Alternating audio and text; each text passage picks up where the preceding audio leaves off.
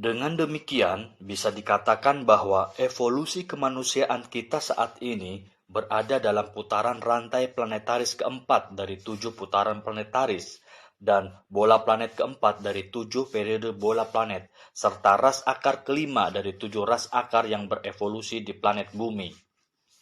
Konsep evolusi dalam teosofi mengatakan bahwa dalam setiap rantai planetaris tersusun dari 7 planet dan terdiri dari 7 putaran planetaris, dan tiap satu putaran planetaris terdiri dari 7 periode dunia, dan setiap periode dunia terdiri dari 7 ras akar, di mana proses keseluruhan evolusi dalam satu rantai planetaris akan berlangsung selama 4,3 miliar tahun. Catatan, saat ini alam semesta diperkirakan oleh sains modern telah mencapai usia 13,8 miliar tahun, dengan memiliki lebih dari 100 miliar galaksi dan 300 sektiliun atau 300.000 juta bintang, dan memiliki planet dalam jumlah yang tak terbatas. Alam semesta juga diperkirakan masih akan terus mengembang dengan pemuaian antara 5 hingga 10% tiap 1 miliar tahun. Jagat raya sendiri diperkirakan memiliki jari-jari atau radius 46 miliar tahun cahaya atau 46 kali 10 pangkat 22 km, sebuah bilangan yang fantastis dengan 22 angka 0 di belakangnya. Selain sistem evolusi planet bumi, teosofi juga menjelaskan tentang berbagai sistem evolusi lain yang ada di dalam tata surya kita. Skema evolusi yang ada dalam sistem tata surya kita tersebut adalah: 1. Skema evolusi vulkan. Saat ini berada pada rantai planetaris kedua. 2. Skema evolusi Venus. Saat ini berada pada rantai planetaris kelima. Satu rantai planetaris lebih tinggi daripada bumi. 3. Skema evolusi bumi. Saat ini berada pada rantai planetaris keempat. 4. Skema evolusi Jupiter. Saat ini berada pada rantai planetaris kedua. 5. Skema evolusi Saturnus. Saat ini berada pada rantai planetaris ketiga. 6. Skema evolusi Uranus. Saat ini berada pada rantai planetaris ketiga. 7. Skema evolusi Neptunus. Saat ini berada pada rantai planetaris keempat. Teosofi meyakini bahwa segala sesuatu berasal dari percikan ilahi sebagai satu-satunya sumber dari segala hal yang ada di alam semesta ini. Percikan ilahi ini dalam teosofi disebut sebagai monad, atau hidup ilahiyah, atau esensi ilahi dan kesadaran murni. Monad atau energi hidup ilahi ini kemudian berevolusi untuk mengaktualisasikan potensi ilahiyah yang ada di dalam dirinya melalui proses dan mekanisme siklus alam semesta yang sangat rumit dan berjalan selama miliaran tahun, mulai dari tingkatan yang paling sederhana hingga tingkatan yang tertinggi. Monad berinvolusi atau menempuh jalur menurun dari tingkatan sejatinya di alam monadiah, di alam intuisional sebagai monadic essence atau benih monad, kemudian turun lagi di alam mental luhur sebagai sari elemental pertama, dan ke alam mental rendah sebagai seri elemental kedua, dan ke alam astral sebagai sari elemental ketiga. Di alam fisik, monad atau hidup ilahiyah akan berevolusi selama miliaran tahun sebagai mineral, kemudian sebagai tanaman, dan kemudian sebagai binatang. Setelah monad memiliki sari pengetahuan dari alam astral dan alam mental, maka moda tersebut akan berevolusi dalam bentuk manusia.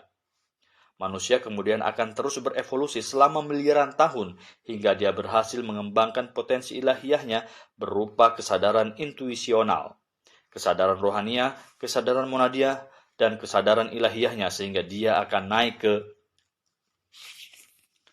naik ke jenjang evolusi berikutnya, yaitu sebagai adept atau makhluk sempurna kosmis di atas jenjang evolusi manusia. Manusia biasa kebanyakan masih berada dalam tahap kegelapan, kebodohan, ketidaktahuan, kebingungan, dan pencarian. Adapun para pelaku jalan spiritual dan murid dari guru suci yang sudah memiliki kontrol penuh atas tubuh fisiknya disebut sebagai inisiawan tingkat 1, yang jumlahnya hanya ada beberapa ribu orang dari 6 miliar manusia di bumi ini. Orang yang memiliki kontrol penuh atas tubuh astralnya disebut sebagai inisiawan tingkat 2. Orang yang memiliki kontrol penuh atas tubuh mentalnya disebut sebagai inisiawan tingkat 3.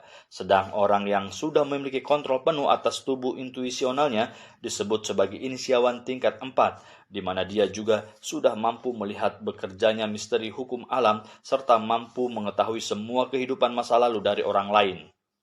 Tapi jumlah mereka masih sangat sedikit sekali. Inisiasi kelima dianggap sebagai anak tangga pertama menuju adept.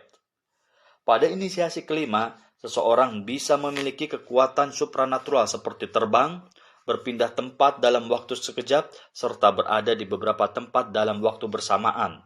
Meskipun kesaktian sebenarnya dianggap sebagai hal yang remeh oleh para adept. Dari sekitar 6 miliar manusia bumi, hanya ada 43 orang yang sudah mencapai inisiasi tingkat kelima ini. Saat satu individu mencapai jenjang evolusi adept, maka dia akan diberi beberapa pilihan, yaitu 1. Tetap tinggal dengan manusia sebagai anggota dari hierarki suci, yaitu menjadi salah satu master dari kebijaksanaan kuno. 2. Tetap tinggal bersama dengan manusia dalam bentuk fisik sebagai guru spiritual bagi umat manusia. 3. Bergabung dengan hierarki para malaikat dan dewa. 4. Bergabung dengan staf dari Solar Logos atau pemimpin tertinggi evolusi di sistem tata surya, yaitu dengan bergabung dengan para master yang tinggal di pusat-pusat eteris di matahari yang mengawasi kegiatan para malaikat dan mengarahkan proses evolusi gelombang kehidupan dari semua makhluk yang ada di semua planet di sistem tata surya. 5. Membantu menyiapkan periode rantai planetaris evolusi berikutnya. 6 dan 7. Memasuki sumber dan tujuan dari rencana evolusi kosmis.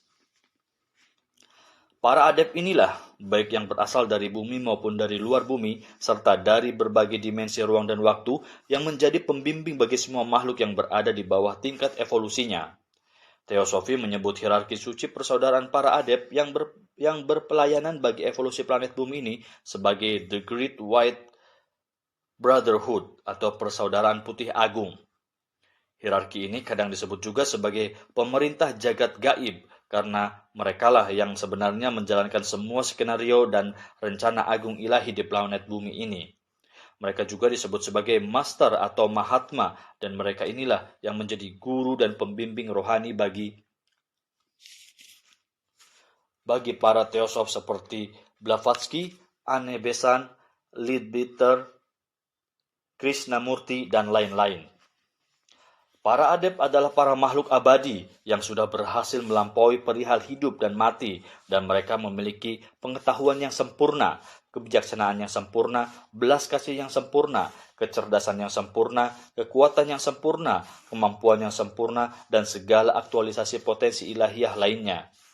Dalam teosofi dikenal adanya 7 adept yang menjadi Chohan atau guru bagi jiwa-jiwa manusia yang memiliki 7 karakteristik sinar, yaitu 1.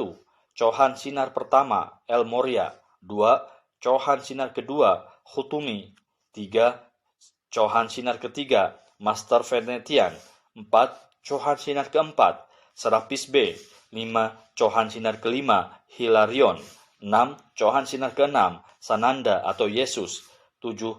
Chohan sinar ketujuh, San German. Master Hutumi dan El Moria adalah guru dari Blavatsky yang menginstruksikan pendirian teosofi. Master El Moria, Hutumi, dan Jawalkul hidup dengan badan jasmani abadi mereka di sebuah lembah sempit di Tibet yang membentang di sebuah dataran tinggi yang berdanau. Mereka fasih berbicara dalam beragam bahasa yang ada di dunia. Tempat misterius ini disebut dengan nama Shambhala. Di sana juga terdapat sebuah museum yang menunjukkan proses evolusi planet bumi secara keseluruhan dalam urutan lengkap dalam berbagai profil, relief, peta bumi, fosil, dan berbagai warisan peradaban dari berbagai periode kehidupan bumi mulai dari ras-ras sebelum kemanusiaan, ras Lemuria, dan lain-lain. Para adept juga memiliki tingkatan yang berbeda-beda. Para adept yang disebutkan di atas adalah para adept yang berada pada tingkatan inisiasi ke-6. Masih ada sekitar 10 master lagi yang berada pada tingkat inisiasi 6 ini. Selain itu, masih ada para adept yang berada di jenjang inisiasi tingkat ke-7, 8, 9, 10, dan seterusnya.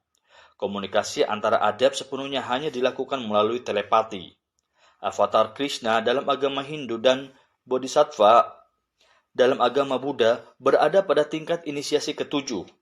Adep inisiasi ke-9 adalah pemimpin tertinggi yang membimbing evolusi para makhluk yang ada di planet bumi. Adep inisiasi ke-10 adalah adep yang menjembatani antara sistem evolusi planet bumi dengan keseluruhan sistem lain yang ada di tata surya. Adep inisiasi ke-17 adalah adep yang bertugas mengirimkan 7 sinar dan gelombang energi kehidupan kepada seluruh makhluk yang ada di sistem tata surya kita. Di atas tingkatan itu, masih ada banyak tak terhitung lagi para adep tingkat galaksi, klaster, superklaster, dan alam semesta lain yang disebut sebagai logos galaktik, logos kosmos, atau logos universal yang bekerja demi terpenuhinya rencana agung ilahi dan sistem evolusi kosmos. Adep tingkat inisiasi ke-9 yang ada di bumi saat ini bukanlah asli berasal dari bumi, melainkan berasal dari skema evolusi planet. Berasal dari skema evolusi planet lain yang lebih maju atau satu putaran planetaris atau 4,3 miliar tahun daripada planet bumi. Beliau datang ke bumi sekitar 6,5 juta tahun yang lalu bersama 3 orang murid dan asistennya di Gobi yang saat itu masih berupa lautan untuk diperbantukan membimbing evolusi para makhluk yang ada di planet bumi. Adep inisiasi 9 memiliki kemampuan untuk mengetahui segala sesuatu yang terjadi di bumi, termasuk hal yang terkecil sekalipun, serta mampu memengaruhi setiap peristiwa yang ada di bumi dan beberapa planet yang dekat dengan bumi. Beliaulah yang saat ini menjadi pemimpin hierarki suci para adep yang membimbing evolusi para makhluk yang ada di bumi untuk membentangkan dan mengaktualisasikan potensi ilahiyah yang ada dalam dirinya. Melalui adep inisiasi 10 yang disebut sebagai Silent Watcher atau pengawas hening, beliau mengemban tugas untuk menafsirkan dan menjabarkan rencana agung ilahi dan skema evolusi kosmos dan bertanggung jawab kepada Solar Logos yang merupakan pemimpin tertinggi evolusi dari seluruh sistem tata surya kita. Adep inisiasi 10 juga disebut sebagai Logos Planetaris Bumi. Dia sudah ada sejak awal masa penciptaan planet bumi, yaitu di saat satu periode putaran evolusi planetaris dimulai. Selain menjelaskan tentang sistem evolusi, teosofi juga membahas tentang berbagai dimensi dan alam semesta. Hipotesa sains modern sendiri, melalui string theory, juga mengatakan bahwa di alam semesta ini, setidaknya terdapat 10 dimensi alam semesta dan bukan hanya 4 dimensi, yakni 3 dimensi ruang dan 1 dimensi waktu, seperti yang kita kenal sehari-hari. Seorang ahli fisika, Steven Weinberg, juga mengatakan ada realitas-realitas paralel yang jumlahnya tak terhingga pada saat yang bersamaan dengan kita di ruang yang sama, meski kita tidak dapat menangkapnya. Selain dimensi fisik berarti masih ada 6 dimensi lainnya. Salah satu yang dijelaskan dalam teosofi adalah alam astral, karena alam ini merupakan dimensi halus yang terdekat dengan bumi, bahkan bisa dikatakan saling berhimpitan dan bersinggungan dengan bumi. Alam astral adalah alam terkasar kedua setelah dimensi alam fisik dalam tatanan 7 alam semesta yang termanifestasi, yaitu alam ilahiyah, alam monadiyah, alam rohaniyah, alam intuisional, alam mental, alam astral, dan alam fisik. Astral planet bumi beberapa ratus mil lebih besar diameternya dibandingkan diameter fisik bumi. Alam ini memiliki 7 subalam astral dari tingkat yang terendah sampai tingkat yang tertinggi. Beberapa jenis makhluk yang bisa ditemui di alam ini adalah A.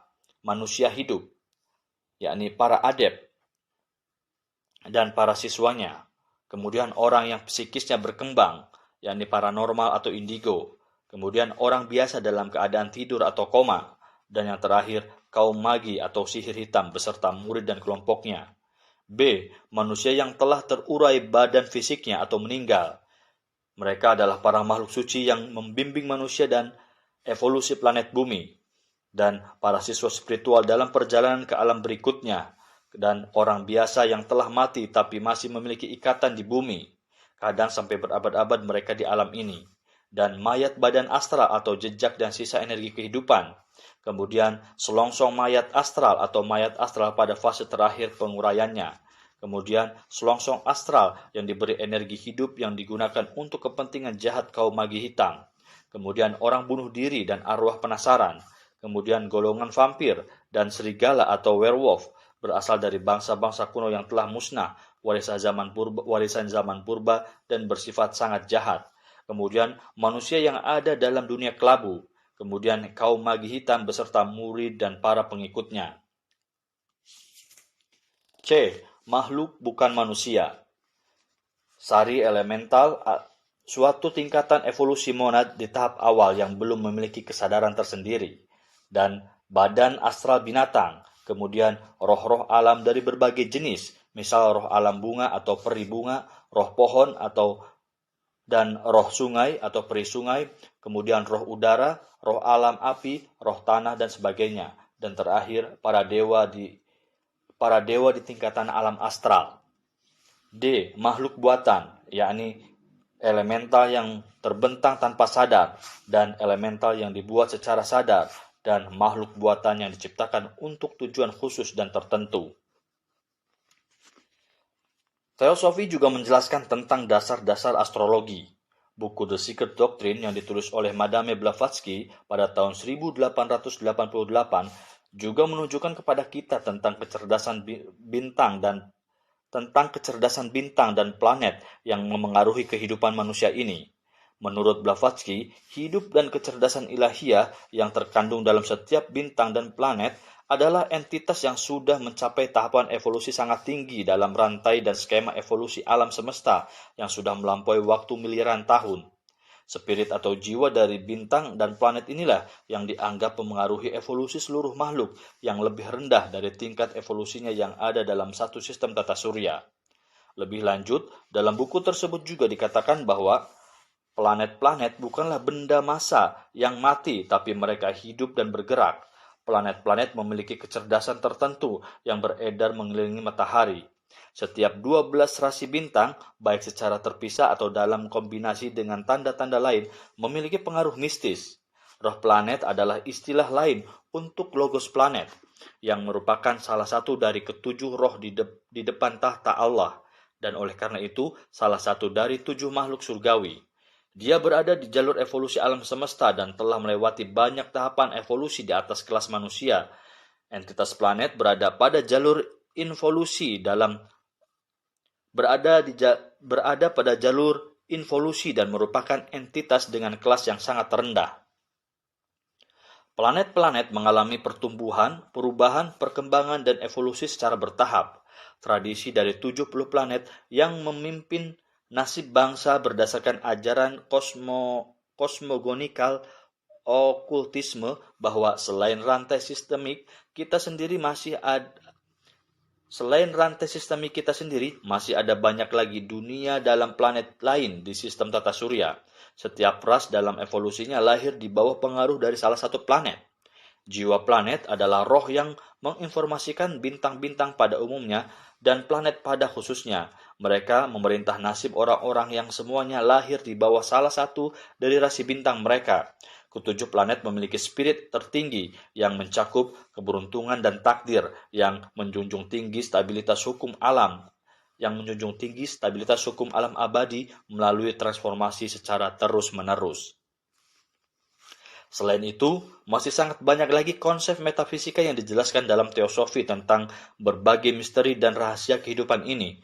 Teosofi adalah suatu sistem filsafat, pemikiran, dan metafisika yang paling rumit, paling luas, paling lengkap, paling membingungkan sekaligus paling kontroversial di dunia. Apa yang diuraikan di sini hanyalah sebagian kecilnya saja.